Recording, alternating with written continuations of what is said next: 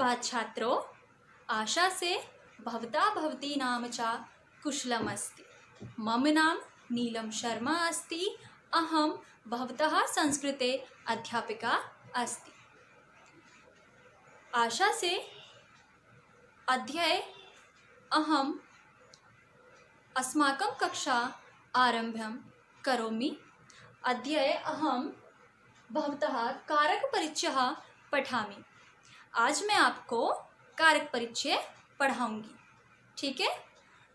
तो यह है आपका पाठ 6 कारक परिचय। सबसे पहले हम जान लेते हैं कि कारक हमारे होते क्या हैं। जिन शब्दों का क्रिया के साथ सीधा संबंध होता है वो हमारे कारक कहलाते हैं। कौन? जिन शब्दों का किसके साथ? क्रिया के साथ सीधा संबंध होता है, यानी कि जो शब्द क्रिया के साथ सीधे यानी कि प्रत्यक्ष रूप से जुड़े हुए होते हैं वो हमारे कारक कहलाते हैं। चाहे वो शब्द संज्ञा हो या वो शब्द हमारे सर्वनाम के हो, यदि उनका सीधा संबंध क्रिया के साथ है तो वो हमारे कारक कहलाते हैं। आइए अब मैं आपको बताती हूँ कि संस्कृत में हमारे कितने कारक होते हैं, एक उदाहरण के माध्यम से, ठीक है। आइए, 6 कारक होते हैं। कितने? 6 कारक होते हैं। कौन कौन से वो मैं आपको आपकी बुक के माध्यम से पढ़ाऊंगी और मैं आपको ऐसे भी बता देती हूँ। तो वो 6 कारक कौन कौन से होते हैं? कर्ता, कर्म, कर्ण, संप्रदान, अपादान और अधिकरण। ये हमारे 6 कारक होते हैं। क्यों? क्योंकि इन 6 कारकों के साथ क्रिया जुड़ी हुई होती है, ठीक है। जो हमारा संबंध और संबोधन कारक है वो हम इसलिए नहीं पढ़ते हैं क्योंकि उसमें हमारी कोई क्रिया नहीं जुड़ी होती, बल्कि जो संबंध होता है, जो हमारी षष्ठी, जो हमारा छठा कारक होता है, षष्ठी विभक्ति होती है, उसमें हम संबंध जोड़ते हैं, ठीक है। तो जब हमारा संबंध जुड़ जाता है तब वहाँ से हमारी क्रिया हट जाती है। क्यों? क्योंकि क्रिया हम क्या किसे कहते हैं? क्रिया कार्य करने वाली, ठीक है, जिसमें हम कुछ कार्य कर रहे होते हैं। लेकिन जहाँ हम संबंध जोड़ रहे हैं वहाँ पर हम कुछ कार्य थोड़ी कर रहे हैं। अब जैसे मैं बोल दूँ राम श्याम का भाई है, तो इसमें आपको कहीं क्रिया दिख रही है? नहीं, क्योंकि इसमें हम राम और श्याम का भाईचारे का संबंध जोड़ रहे हैं। तो इसलिए ये हमारी क्या हुआ? ये हमारा संबंध कारक हुआ।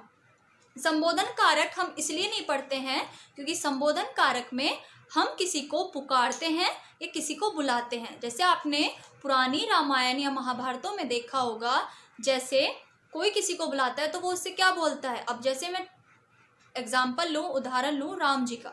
जब राम जी किसी को बुलाते हैं या सीता जी को बुलाते हैं, लक्ष्मण जी को बुलाते हैं, तो वो क्या बोलते हैं? हे लक्ष्मण, हे सीते, ऐसे करके बुलाते हैं। तो उसी तरह इसलिए हम संस्कृत में केवल 6 कारक पढ़ते हैं। क्यों? क्योंकि इन 6 कारकों के साथ क्रिया जुड़ी हुई होती है, ठीक है। अब हम आते हैं, मैंने आपको बोला था कि मैं आपको 6 कारक उदाहरण के माध्यम से समझाऊंगी कि वो कैसे कैसे होते हैं। आपकी बुक में वैसे चिन्ह भी दे रखे हैं कारक के, फिर भी हम पढ़ लेते हैं। जैसे राम ने श्याम को गीता से लेकर सीता के लिए बैग से पुस्तक दी। अब यहाँ पर हमारा सबसे पहला क्या आता है? कर्ता। अब राम जो यहाँ पर बुक निकालने की और बुक देने की क्रिया कर रहा है, वह कौन कर रहा है? वह कर रहा है हमारा राम।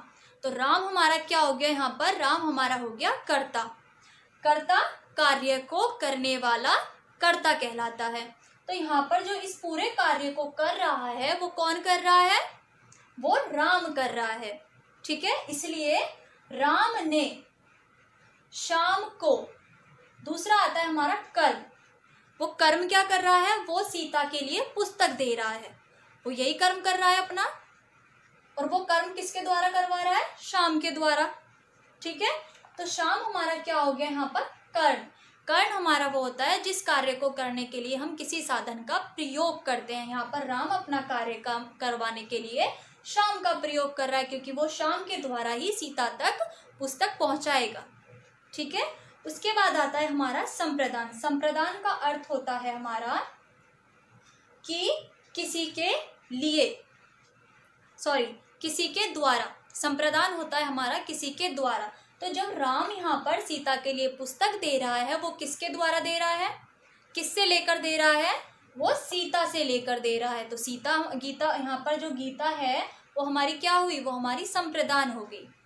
ठीक है, उसके बाद आता है हमारा अपादान, से अलग होने में। अपादान का चिन्ह होता है से अलग होने में। तो वो राम जो है वो पुस्तक को किससे अलग कर रहा है, वो पुस्तक को बैग से ले निकाल के दे रहा है ना।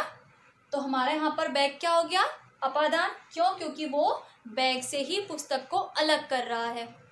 उसके बाद आता है हमारा अधिकरण। अधिकरण का आधार मतलब होता है आधार। ठीक है, वो इसके लिए किसका आधार कर रहा है, क्रिया कर रहा है, किसके लिए, सीता के लिए। इसका पूरा आधार क्या है, पुस्तक, क्योंकि वो पुस्तक के आधार पर ही सीता के लिए कुछ कर रहा है। एक बार मैं फिर से समझा देती हूँ। राम ने शाम को गीता से लेकर सीता के लिए बैग से पुस्तक दी। कर्ता ने कर्म को कर्ण से संप्रदान के लिए, ठीक है, सीता के लिए संप्रदान के लिए अपादान से अधिकरण में पर, ये आपके हैं कारक चिन्ह। फिर से देखेंगे, राम ने शाम को, राम हमारा कर्ता और राम क्रिया किसके लिए कर रहा है, सीता के लिए। क्रिया क्या कर रहा है, पुस्तक देने की क्रिया कर रहा है। ठीक है, तो देना हमारा क्या आ गया, क्रिया आ गई।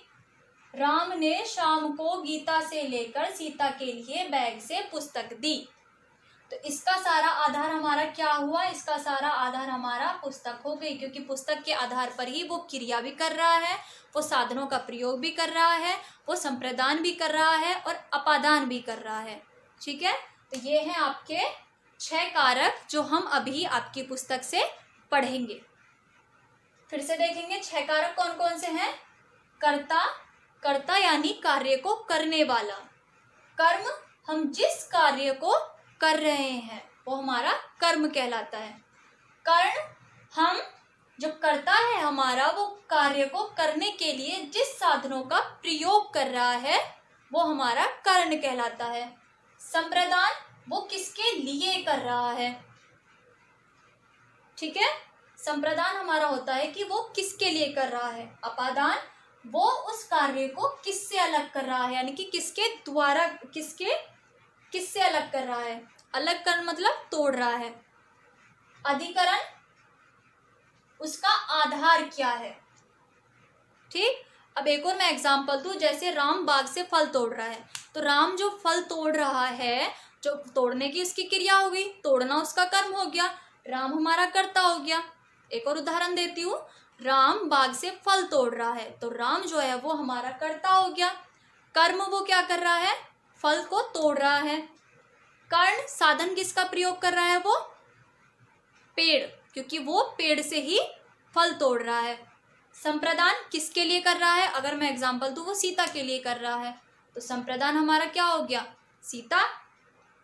अपादान का अर्थ होता है अलग होने में। किससे अलग कर रहा है, वो पेड़ से अलग कर रहा है, और उसका आधार क्या है, बाग, क्योंकि जब बाग में पेड़ लगा है तभी वो पेड़ से उस फल को तोड़ रहा है सीता के लिए। ठीक है, एक बार मैं आपको आपकी बुक से भी समझा देती हूँ और आगे भी हम इसकी पुनरावृत्ति करेंगे। ठीक है, आइए चलते हैं, आपकी बुक से पढ़ लेते हैं अब एक बार हम आपकी बुक के माध्यम से आपके 6वां पाठ है, यानी कि आपके पाठ 6 को पढ़ लेते हैं। ठीक है, कारक परिचय। मैंने अभी आपको कारक ब्लैक बोर्ड की सहायता से समझाए थे, आशा करती हूँ आपको वो समझ में आए होंगे। चलिए देखिए, जो शब्द क्रिया शब्दों के साथ संबंध जोड़ते हैं, अर्थात क्रिया के साथ जिसका सीधा संबंध है, उन्हें कारक कहते हैं। जैसे मैंने अभी बताया था कि जिन शब्दों का, चाहे वो हमारे सर्वनाम शब्द हों या वो हमारे संज्ञा शब्द हो, जिन शब्दों का क्रिया के साथ सीधा संबंध होता है वो हमारे क्या कहलाते हैं, कारक कहलाते हैं। संस्कृत में शब्दों के साथ लगने वाले चिन्ह कारक चिन्ह कहे जाते हैं। ठीक है, संस्कृत में कारक चिन्हों के आधार पर विभक्ति रूप बनते हैं। हमने शब्द रूपों में विभक्ति पढ़ी थी, 8 विभक्तियाँ, हम कारक के माध्यम से ही, कारक चिन्हों के आधार पर ही हम विभक्ति बनाते हैं। संस्कृत भाषा में कारक तथा विभक्तियाँ इस प्रकार हैं। देखेंगे, मैंने आपको क्या बताया था, कारक कौन कौन से बताए थे? कर्ता, कर्म, कर्ण, संप्रदान, अपादान, संबंध, अधिकरण और संबोधन। ठीक है। कर्ता जो हमारा कर्ता होता है, कर्ता कारक होता है, उसमें हम प्रथम विभक्ति लगाते हैं, प्रथमा विभक्ति लगाते हैं और इसका चिन्ह क्या होता है? ने। जैसे मैंने आपको बताया था राम ने। कर्म कारक में हमारी द्वितीय विभक्ति लगती है, जैसे मैंने आपको बताया था शाम को, चिन्ह भी लगे हुए थे। कर्ण विभक्ति में हमारी, कर्ण कारक में हमारी तृतीय विभक्ति लगती है, यानी कि तीसरी विभक्ति लगती है। और चिन्ह क्या होता है? ये तृतीय विभक्ति कब लगेगी? जब हमारा दिया जाएगा से या के द्वारा। मैंने आपको बताया था सीता से, तो सीता से जब हम संस्कृत में अनुवाद करेंगे तब हमारी उसमें तृतीय विभक्ति लगेगी। आपको ये विभक्ति जो आपके शब्द रूप हैं वो आपको याद करने पड़ेंगे। इसके लिए संप्रदान में चतुर्थी विभक्ति लगेगी और चिन्ह होगा उसका के, लिए या को। अपादान में पंचमी से अलग होने पर। संबंध में षष्ठी का, के, की, रा, रे, री, जैसे उसका भाई, उसकी बहन, उसके पापा। अधिकरण में सप्तमी यानी कि सातवीं विभक्ति लगेगी। किसमें? अधिकरण में, जिस क्रिया का कोई आधार होगा, में या पर। संबोधन में हमारी कोई क्रिया नहीं होती, इस कारण उसमें संबोधन विभक्ति ही वो जोड़ी जाती है और इसका चिन्ह होता है हे, अरे, भव। जैसे आपकी बुक में पढ़ा होगा आपने, भव छात्रों, अरे छात्रों। ठीक है। अब मैं एक बार आपको ऐसे ही पढ़ा देती हूँ।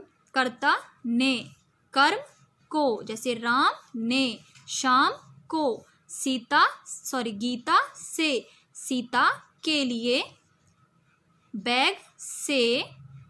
ठीक है। आधार क्या था? पुस्तक में। कर्ता ने कर्म को कर्ण से, संप्रदान के लिए, अपादान से अलग होना, संबंध का, के, की, रा, रे, री, अधिकरण में, पर, संबोधन हे, अरे। ये हमारे कारक, विभक्ति और कारक चिन्ह हमने पढ़ लिए हैं। आगे चलते हैं। आगे हमारा कभी कभी कर्ता व कर्म कारक चिन्ह के बिना भी प्रयुक्त होते हैं। ठीक है। ये आप ध्यान रखेंगे कि कभी कभी ऐसी क्रिया होती है जब हम कर्ता और कर्म कारक को बिना चिन्ह के ही प्रयोग करते हैं। बालक खाना खाता है, आपको उदाहरण भी दे रखा है। बालक खाना खाता है, तो बालकः भोजनम खादति। इसमें हमारा कहीं भी कारक चिन्ह नहीं आया। कारक चिन्ह क्या था हमारा कर्ता का? ने, और कर्म का क्या था? को। तो कर्म क्या कर रहा है? वो भोजन खाना। और कर्ता कौन है यहाँ पर? बालक। तो इसमें हमें कहीं भी कारक चिन्ह नहीं दिखा। तो हम कभी कभी कर्ता और जो कर्म कारक है उसे हम बिना चिन्ह के भी प्रयोग करते हैं। उसी तरह छात्र पुस्तक पढ़ता है, छात्रः पुस्तकम पठति।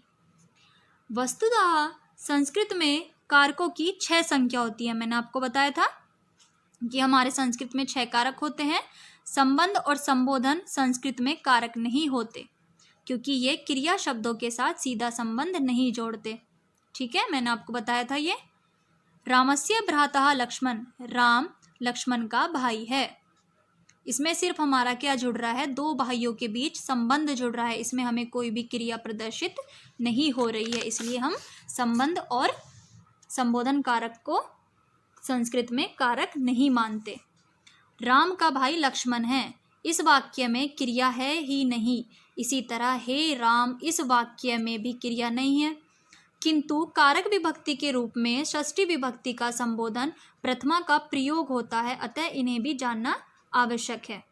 ठीक है, जो हमारी षष्ठी विभक्ति और संबोधन होते हैं उसमें हम कभी कभी प्रथमा विभक्ति का भी प्रयोग करते हैं। कारक प्रयोग देखेंगे अब। कर्ता कारक, क्रिया करने वाला कर्ता कहलाता है। जैसे बालकः पठति, कर्ता हमारा बालक हो गया, क्रिया वो पढ़ने की कर रहा है। ठीक है, यानी कि जो कार्य कर रहा होता है उसे कर्ता कहते हैं। यहाँ प्रथमा विभक्ति का प्रयोग किया गया है।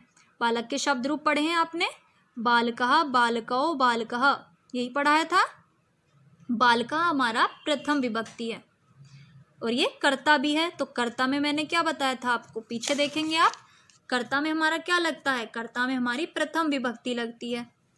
ठीक है, आगे चलते हैं। कर्म कारक वाक्य में क्रिया का प्रभाव जिस पर पड़ता है वह कर्म कारक कहलाता है तथा द्वितीय विभक्ति का इसमें प्रयोग होता है। बालिका भोजनम करोति। क्रिया का प्रभाव किस पर पड़ रहा है? कर्म पर, क्योंकि वो क्रिया क्या कर रहा है? भोजन कर रहा है, वो भोजन खाने की क्रिया कर रहा है। तो बालिका हमारी कर्ता हो गई, भोजनम हमारा कर्म हो गया, करोति हमारी क्रिया हो गई, यानी कि वो खाना खाने का कर्म कर रही है, इसलिए ये हमारी कर्म कारक है और इसमें हमारी विभक्ति भी दूसरी प्रयोग हुई है। कर्ण कारक जिस साधन से क्रिया की जिस साधन से क्रिया की जाए वह कर्ण कारक होता है। मैंने आपको बताया था कि जिन साधनों का हम अपनी क्रिया करने के लिए प्रयोग करते हैं वो हमारा कर्ण कारक कहलाता है और इसमें हम तृतीय विभक्ति लगाते हैं एन। बालकः कलमेन लिखति। बालका हमारा कर्ता हो गया, कलमेन हमारा कर्ण हो गया, लिखति हमारी क्रिया हो गई, यानी कि वो क्रिया को जिस साधन के माध्यम से कर रहा है वो हमारी कर्ण कारक कहलाते हैं। कर्ण किसके माध्यम से वो लिखने की क्रिया कर रहा है? कलम के माध्यम से। ठीक है, यहाँ कलमेन कलम से साधन है। आगे है आपका संप्रदान कारक। जिसके लिए क्रिया की जाए वहाँ संप्रदान कारक होता है। राम ने किसके लिए अपनी क्रिया की थी?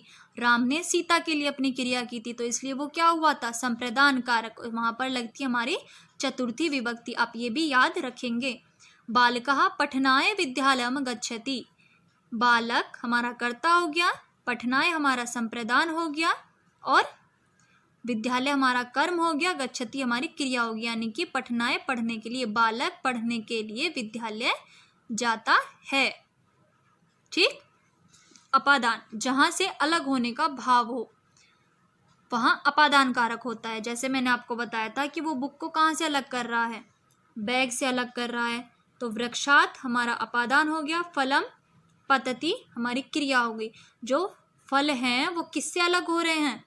वो वृक्ष से अलग हो रहे हैं, तो यहाँ वृक्ष से फल के अलग होने का भाव आ रहा है, यानी कि वृक्ष से फल गिरते हैं। संबंध कारक जिस व्यक्ति, वस्तु या स्थान से संबंध बताया जाए वहाँ संबंध कारक होता है। रामस्य अनुजः लक्ष्मण अस्ति, यानी कि रामस्य अस्य षष्ठी विभक्ति शब्द रूप में याद आया आपको? मैंने पढ़ाया था आपको रामस्य, ये हमारा है संबंध कारक, क्योंकि राम का अनुज लक्ष्मण है। अनुज का अर्थ होता है भाई। अधिकरण कारक जिस स्थान पर क्रिया हो वहाँ अधिकरण कारक होता है। ठीक है, जैसे वृक्षै खगः वसन्ति। जो वृक्ष हैं जो पक्षी हैं वो पेड़ पर रहते हैं, तो वो कहाँ पर रहते हैं? उनका आधार क्या है? जैसे मैं आपको बोलूँ कि बच्चे आप लोग अपने घर रहते हो, तो आपका आधार क्या है? आपका आधार है आपका घर। ठीक है, तो ये हमारा क्या हुआ?